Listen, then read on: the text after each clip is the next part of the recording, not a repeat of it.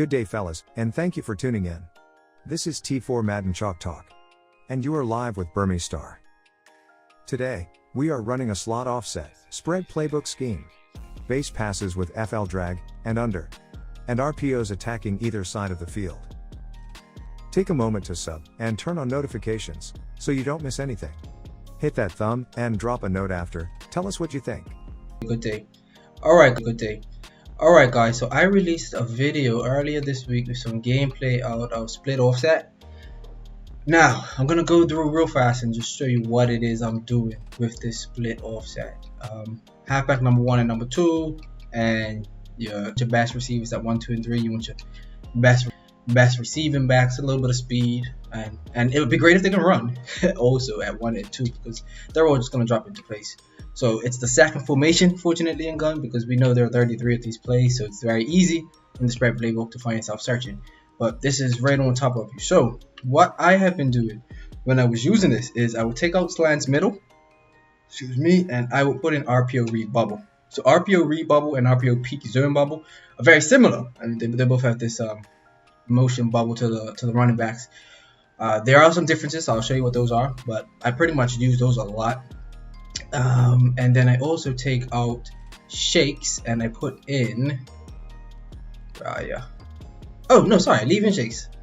I take out motion starter go and put in under. So the reason I put in under is because I actually found a pretty decent setup out of it. But we're gonna start with, let's do random coverage, because at the end of the day, this post I am throwing against everything.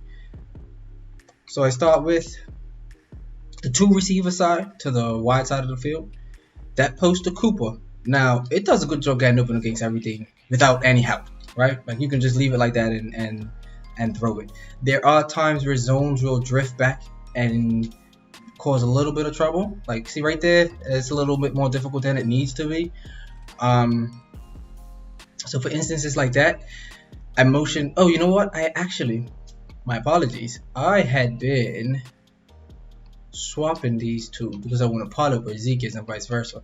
In either case, so I would motion the back that is not on a route, so that's Elliott right now, Zeke, and put him on a drag. This is my favorite setup for it because I find it does a really good job of getting attention of those zones as they're dropping back into the path of the post.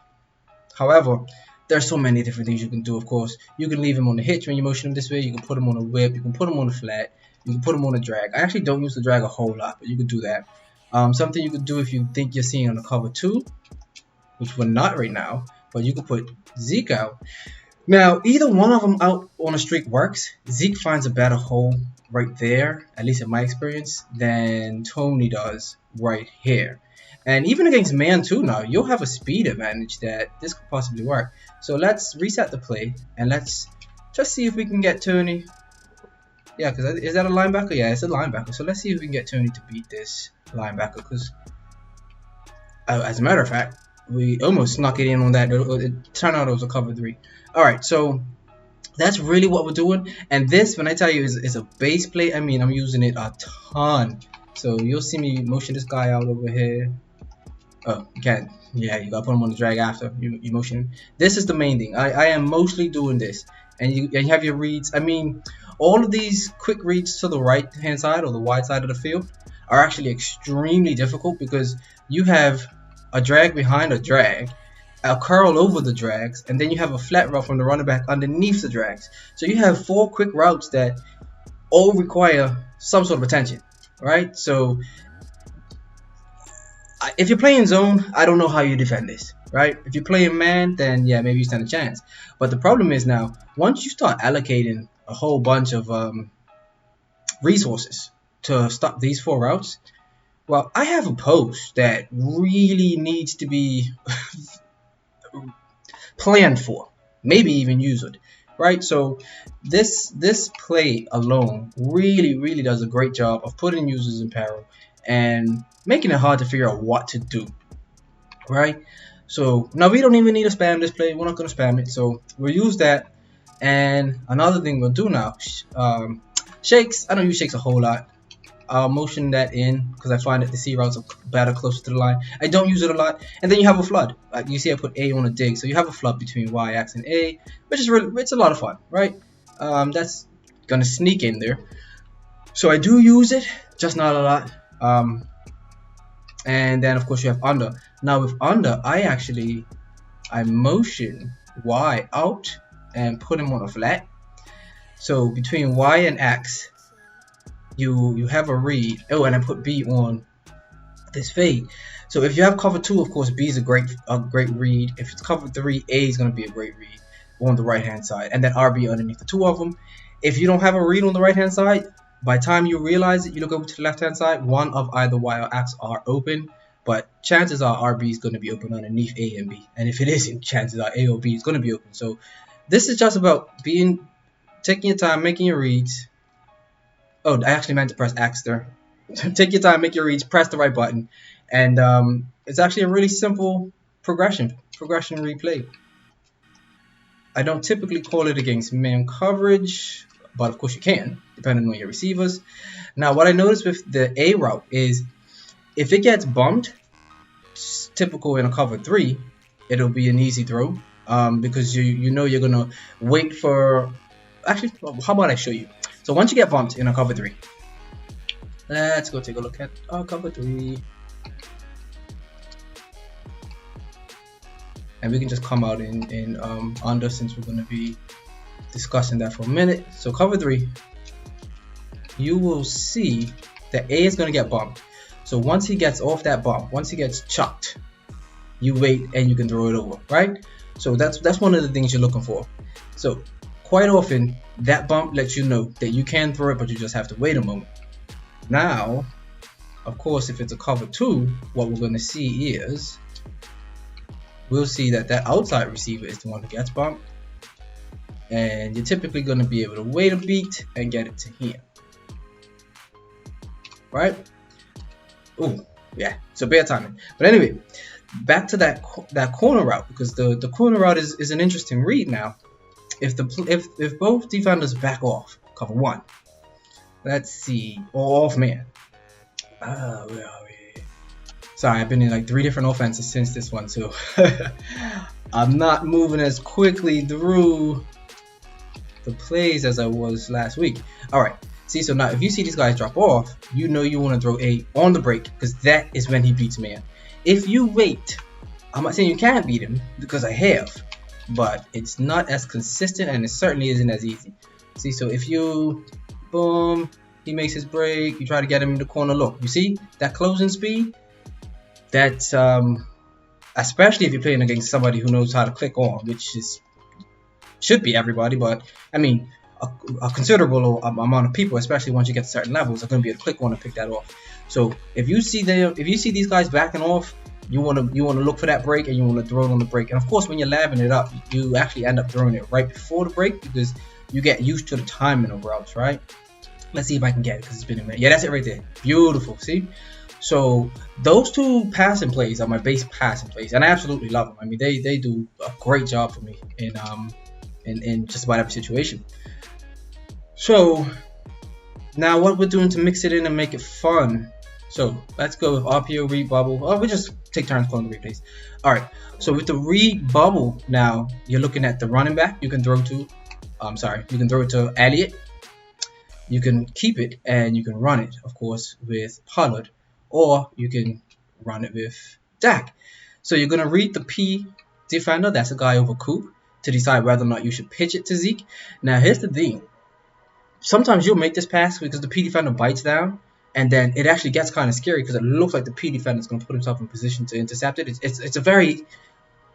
It's not the greatest of animations, but you get this pass in, and you'll be able to see from my gameplay. There were tons of times where I threw it where it looked like it was a dangerous pass, but it really isn't. It's just the animation isn't. This throw looks a little bit dangerous, but if P bites down, you absolutely can make that throw.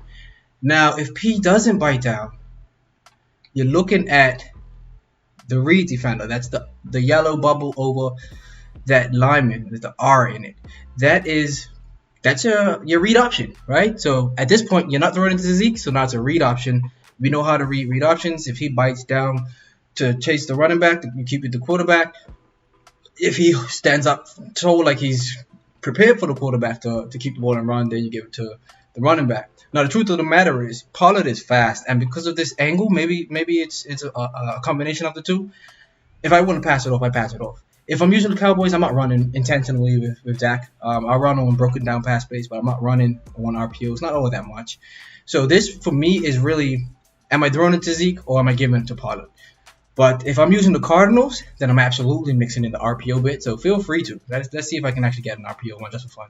Nope, see, I should have given it to the running back there. Not a problem. So anyway, so that is what I'm doing with this.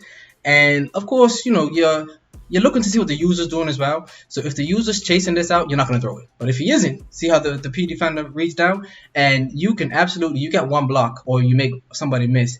And you can absolutely have a lot of fun with this.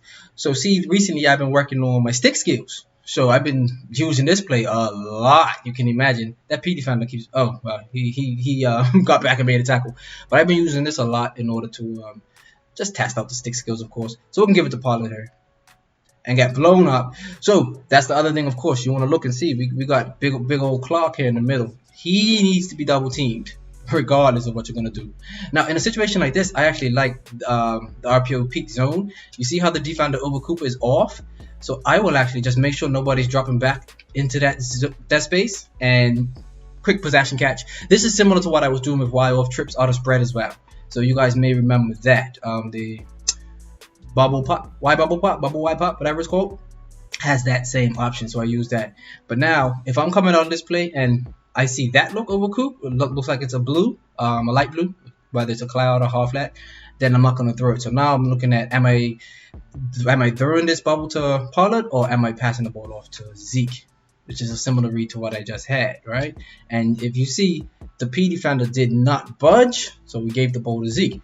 So mixing these two plays in with the two pass plays, this is a really fun little scheme. It's not well, if you want to, you can absolutely make it your base. You can absolutely run it up and down the field. It depends on your opponent, of course. Some opponents are going to make you have to change your offense more often than others.